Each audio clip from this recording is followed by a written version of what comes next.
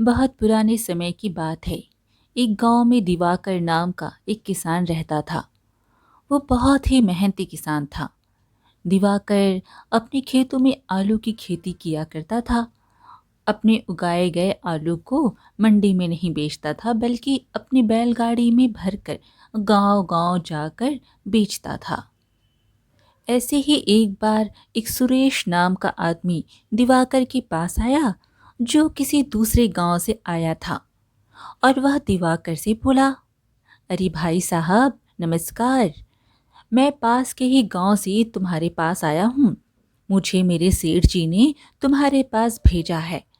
वो क्या है ना कि मेरे मालिक नगर की एक मंडी में थोक का व्यापार करते हैं।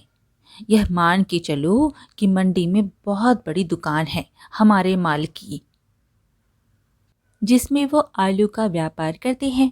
और मेरे मालिक को मंडी में बेचने के लिए बहुत ज़्यादा मात्रा में आलू चाहिए होते हैं। और क्योंकि तुम आलू की ही खेती तो करते हो, इसलिए मैं तुम्हारे पास आया हूँ। अगर तुम्हें अपने खेत के आलू बेचने हैं तो भैया, मैं उन आलू की अच्छी कीमत लगा दूंगा। तो बोलो भैया, क्या ख्याल है तुम्हारा? दिवाकर ने कहा, आपने बहुत बढ़िया बताया है, लेकिन माफ़ करिएगा भैया, मैं जो आलू अपने खेत में लगाता हूँ, मैं उन्हें खुद ही बेचता हूँ। मंडी के दलालों को मैं अपना माल नहीं बेचता। बहुत बहुत धन्यवाद। सुरेश ने कहा, अरे अरे अरे भैया, तुम कह क्या रहे हो? अरे आसपास के गांव के सभी लोग मेरे मालिक को ही अपना माल बेचते हैं। और फिर भैया, ये जगह जगह गांव गांव घूमकर अपना माल बेचने से अच्छा है कि उन्हें एक ही जगह पर अच्छी कीमत में बेच दिया जाए। क्यों? सही कहा ना? और तुम भी अगर मेरे मालिक को सारे आलू बेच दोगे तो तुम्हारी भी मेहनत में कम लगेगी और पैसा भी अच्छा मिल जाएगा। फिर जाकर अपने नए आलू उगाओ। अरे भाई, आलू बेचने में क्यों समय लगा रहे हो? भाई, आलू उगाने में समय लगाओ, उगाने में, समझे? दिवाकर ने कहा, देखो भाई, मैं एक किसान हूँ और कड़ी मेहनत करना मेरे लिए कोई नया काम नहीं है। साथ ही साथ पैसा कमाने का लालच भी मुझ में नहीं है, बल्कि लोगों को साफ सुथरी सब्जी कम दामों में बेचना ही मेरा उद्देश्य है। और भैया, मैं इसी से संतुष्ट हूँ। मैं तो यही चाहता हूँ कि मैं अपनी सब्जी मंडी में ना बेचकर सीधे लोगों को बेचूं। अब चाहे उसमें मुझे मुनाफा कम ही क्यों ना हो। हाँ, ईश्वर का दिया हुआ सब कुछ है। मुनाफा और पैसा का भैया मुझे लालच नहीं है। और वैसे भी मंडी में जो माल बिकता है वह आम लोगों तक पहुंचते पहुंचते महंगा हो जाता है। इसलिए मैं अपनी सब्जी मंडी में नहीं बेचूंगा। हमें माफ करिएगा भैया, मुझे लगता है कि अब तुम मेरी बात समझ जाओगे और तुम्हें बुरा नहीं लगेगा, है ना भैया? ठीक है, नमस्ते। दिवाकर के समझाने के बाद सुरेश यह समझ गया कि यहाँ पर दाल नहीं गलने वाली, और वह वहां से चला गया। हमेशा की तरह दिवाकर अपने सारे आलू बैलगाड़ी पर लाद कर उन्हें बेचने के लिए निकल पड़ा। काफी देर के बाद वह एक गांव में पहुंचा, लेकिन तब तक बहुत अंधेरा हो चुका था। दिवाकर खुद से बोला, अरे, शाम ढल गई और अंधेरा भी हो गया। इतनी दूर चलते चलते मैं भी थक गया हूँ, और हमारे ये दो प्यारे बैल भी। ऐसा करता हूँ कि आज रात यहीं पर गुजार लेता हूँ। हाँ, यहाँ ठीक रहेगा। यह सोचती सोचती जब दिवाकर एक बड़े से घर के सामने से गुजरा, तो उस घर के बाहर खड़े हुए एक आदमी ने दिवाकर को आवाज लगाई, ओ भाई साहब, अरे कौन हो तुम? हमारे गांव के तो नहीं लगते। दिवाकर ने देखा कि पहनावे से वह आदमी बहुत ही अमीर मालूम पड़ता था। दिवाकर अपनी बैलगाड़ी से उतरा और उस आदमी के पास गया। नमस्ते नमस्ते भाई साहब, क्या है, मेरा नाम दिवाकर है और मैं शांतिपुर गांव का हूँ। यह आलू बेचने के लिए मैं गांव की तरफ जा रहा हूँ। अब क्या बताएं भैया, सुबह से गाड़ी खींचते खींचते मेरे बैल थक चुके हैं और मैं उनको चलाते चलाते थक गया। इसलिए आज रात को यहीं कहीं आसपास रुककर सुबह तक निकलने का इरादा है। तो थोड़ा आप मदद कर दीजिए और बता दीजिए कि इस गांव में रात को ठहरने के लिए क्या कोई जगह मिल जाएगी। वो अमीर आदमी ने कहा, सब मिलेगी, उसके लिए इतना परेशान होने की आवश्यकता नहीं है। अरे तुम कहीं और क्यों जाओगी भाई, मेरा इतना बड़ा घर है, तुम आज रात इसी घर में रुक जाओ। बस इतना कहते ही दिवाकर ने अपनी बैलगाड़ी एक तरफ लगा दी। वह आदमी जिसके घर में दिवाकर रुका था, उसका नाम समयराज सेठ था। खाना खाने के बाद समयराज सेठ दिवाकर से बातचीत करने लगा। दिवाकर ने कहा, इतनी बड़ी हवेली, अरे बाप रे बाप, सेठ जी, मैं आपका यह उपकार कभी नहीं भूलूंगा। अरे आप जैसे दयालु लोग आज भी इस धरती पर हैं, इसलिए हम जैसे गरीब लोग जी रहे हैं। वरना आज रात इस गांव में ना जाने मुझे कितनी तकलीफ उठानी पड़ती। समयराज सेठ बोला, अरे इसमें कौन सी बड़ी बात है भाई, देखो दिवाकर एक इंसान ही दूसरे इंसान की मदद करता है। अरे देखने में तुम तो बहुत मेहनती किसान लगते हो। अब यह मेरा कर्तव्य है कि मैं तुम जैसे आदमी की सहायता करूं। अच्छा सुनो, एक बात तो बताओ, यह सभी आलू तुम्हारे खेत के हैं या किसी व्यापारी से लेकर बेचने के लिए निकले हो? दिवाकर बोला, अरे नहीं नहीं साहब, यह तो हमारे अपने ही खेत की फसल है। व्यापारी से खरीद कर बेचूं इतना बड़ा आदमी मैं तो नहीं हूं। इसके बाद दोनों में काफी देर तक बातचीत होती रही। दिवाकर ने उसे बताया कि वह अपने खेत के आलू सीधे ग्राहकों को बेचने में विश्वास रखता है। यह सुनकर समयराज सेठ ने कहा, आज के समय में तो मंडी के दलाल किसानों से कम दामों में माल खरीदते हैं और फिर उन्हें जमा करके ऊंची कीमतों पर ग्राहकों को बेचते हैं। बड़े चालाक हो गए हैं ससुरे, इसलिए लोगों को महंगे दामों पर सामान खरीदना पड़ता है। अरे मुझे तो लगता है कि मंडी के लोगों का यह काम उचित नहीं है। हाँ, लेकिन बेचारे आम लोगों को इस बारे में कुछ भी नहीं पता। दिवाकर बोला, हाँ आपने बिल्कुल सही कहा साहब। अरे आजकल तो यही सब कुछ हो रहा है और ऐसा ना हो इसलिए मैं अपने खेत के आलू तो सीधे ग्राहकों को कम कीमत पर बेचता हूँ। हाँ, मैं समाज के प्रति अपने कर्तव्य को पूरा कर पा रहा हूँ, यह अच्छा लगता है ऐसा करके। समयराज सेठ ने कहा, हाँ सच में दिवाकर भाई, तुम्हारे विचार बहुत ही उच्चतम है। अगर सभी लोग तुम्हारे जैसे सोचने लगे तो सबका भला हो जाए। अच्छा सुनो, अब काफी रात हो गई है, तुम्हें सुबह जल्दी उठना है। और फिर समयराज सेठ ने अपने घर के एक कमरे में एक चारपाई बिछाकर दिवाकर के सोने का इंतजाम कर दिया और खुद अपने कमरे में सोने के लिए चला गया।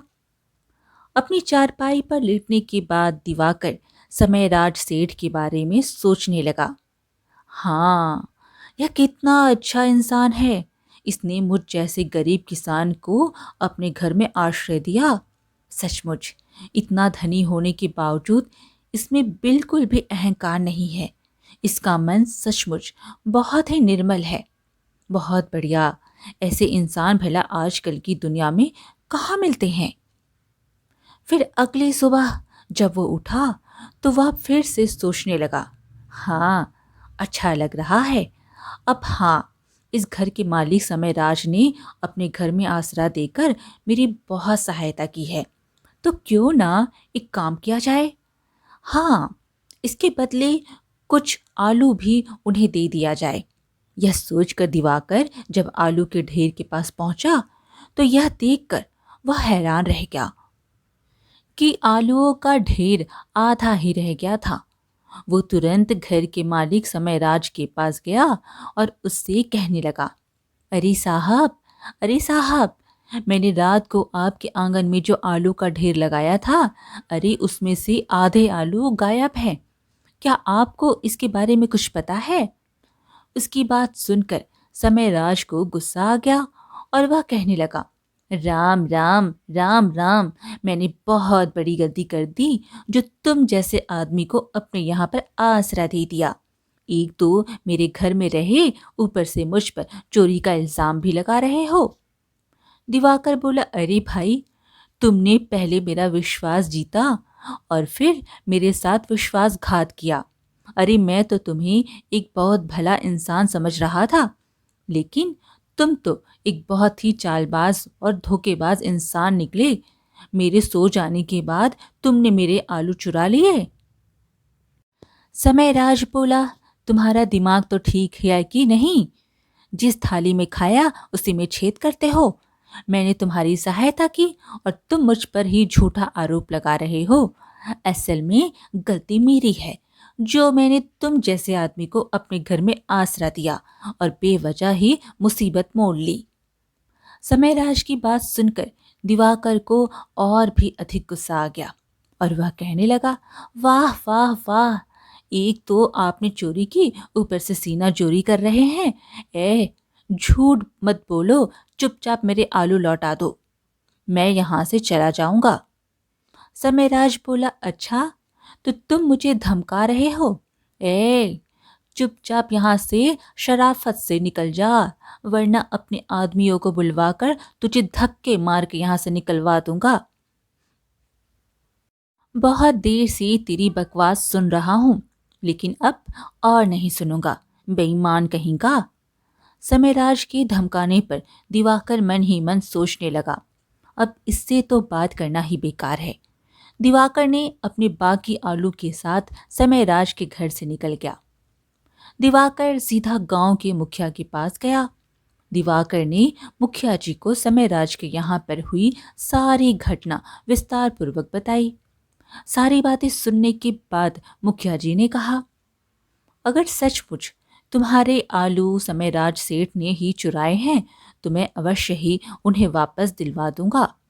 लेकिन यह बताओ कि तुम तो कह रहे थे कि वह बहुत ही अमीर आदमी है, तो फिर एक अमीर आदमी भला ऐसा काम क्यों करेगा? कहीं ऐसा तो नहीं कि किसी और ने तुम्हारे आलू चुराए हो?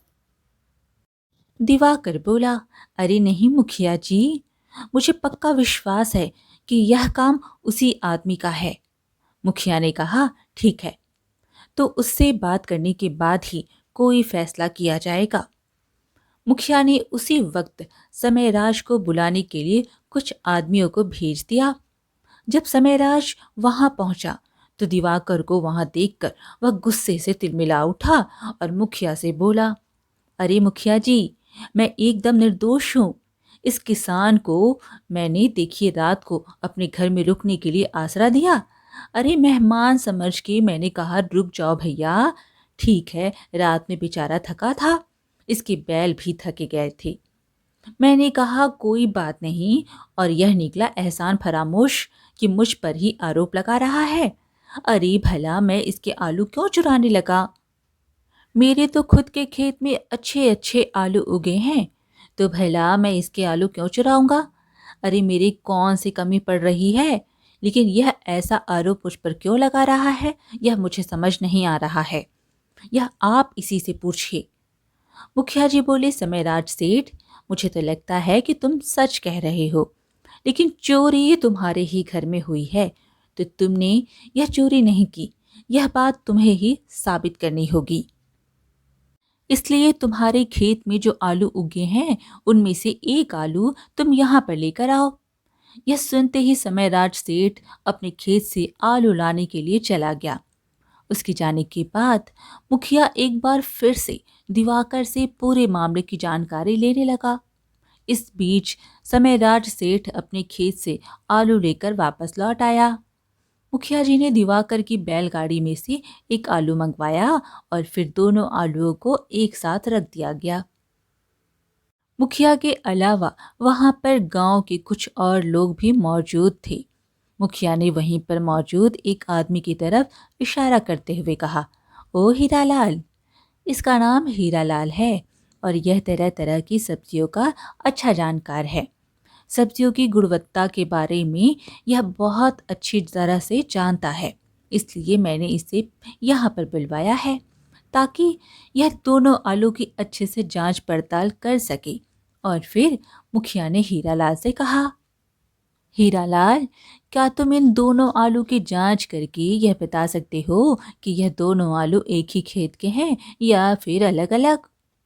हीरालाल दोनों ही आलू को बड़े ही गौर से देखने लगा और फिर बोला, ठीक है, यह भी, इसकी बनावट भी ठीक है।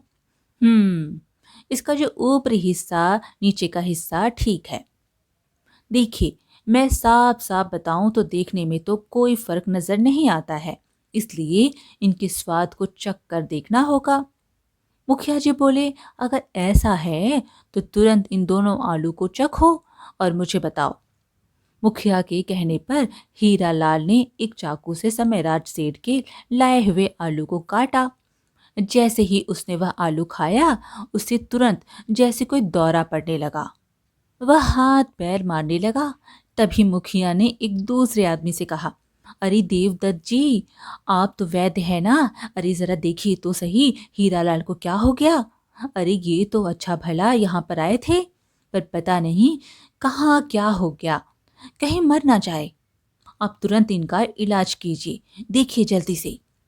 मुखिया के ऐसे कहते ही वैद्य जी ने हीरालाल की जांच पड़ताल की और बोली, अरे भाई, अवश्य ही इस आलू में जहर था, इसलिए आलू को खाते ही इसकी यह हालत हो गई है।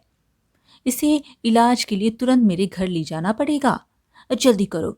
और फिर कुछ लोगों की सहायता से उस आदमी को उठाकर इलाज के लिए अपने घर ले गया। इसके बाद मुखिया ने समयराज सेठ से कहा, अरे भाई, यह सब क्या मामला है? तुमने अपने खेतों में जहरीला आलू लगाया है क्या?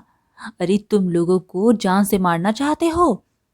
कुछ दिन पहले भी मैंने ऐसा ही एक मामला सुना था, जिसमें जहरीला आलू खाने से किसी की मौत हो गई थी। मुझे तो लगता है कि वो आलू भी तुमने ही दिया होगा। अगर हीरालाल को कुछ हो गया तो याद रखना, उसकी मौत की जिम्मेदारी तुम्हारी होगी। अब तो तुम्हारे ऊपर चोरी के साथ साथ हत्या का भी मामला जुड़ गया है।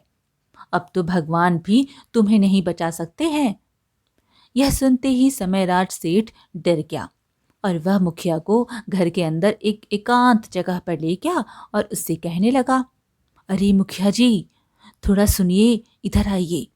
मुखिया जी, अब देखिए, ऐसा है कि मुझे माफ कर दीजिए।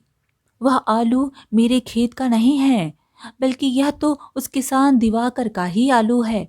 अरे उसके ही आलू जहरीले हैं। अगर यह बात मुझे पता होती तो मैं उसके आलू चुराता ही नहीं। लेकिन देखिए, अगर आप इस अपराध का दंड देना चाहते हैं तो उस दिवाकर को दीजिए, क्योंकि यह आलू उसी के हैं। हाँ, अगर आप मुझे इस समस्या से बचा लेंगे, देखिए मैं आपको माला माल कर दूंगा। अरे बहुत धन दूंगा मैं आपको, आप सोच के देखिए एक बार। यह सुनकर मुखिया को क्रोध आ गया और वो कहने लगा, वाह वाह वाह, मुझे माला माल करोगे? अरे एक तो तुमने खुद चोरी का अपराध किया, ऊपर से मुझे रिश्वत देकर इसमें शामिल करना चाहते हो। अरे दिवाकर को बलि का बकरा बनाना चाहते हो क्या? मुझे तो पक्का यकीन हो गया है कि इससे पहले भी तुमने कई अपराध किए होंगे। तुम्हें क्या लगता है कि हर आदमी तुम्हारे जैसा लालची होता है? तुमने मुझे भी एक लालची इंसान समझा जो रिश्वत का पैसा हजम कर जाऊं। तुम्हें मालूम है कि मुझे रिश्वत देना भी एक अपराध है। अगर तुमने अपना अपराध मान लिया होता तो ज्यादा बेहतर होता। अब तुमने 3 अपराध किए हैं, जान लेने का, चोरी करने का और मुझे रिश्वत देने का। तभी वहां पर दिवाकर, हीरालाल और वह वैद्य भी आ पहुंचे। उन तीनों को देखकर समयराज सेठ चौंक गया और कहने लगा, अरे इधर देखो भैया, देखो तो जरा, हीरालाल तो एकदम ठीक है। अरे उसे तो कुछ नहीं हुआ, वह एकदम सही सलामत है। लेकिन अगर उसे कुछ हो भी गया होता तो उसमें भी भैया मेरा कोई कसूर नहीं था। क्योंकि यह आलू मेरा था ही नहीं। वो आलू तो मैंने इस किसान दिवाकर का चुराया था। अब क्योंकि वह आलू मेरा नहीं था, इसलिए अब मुझ पर किसी की हत्या या हत्या करने का अपराध नहीं बन सकता। मुखिया जी ने कहा, समयराज सेठ, अब तो तुमने ही अपनी चोरी का अपराध खुद ही स्वीकार कर लिया।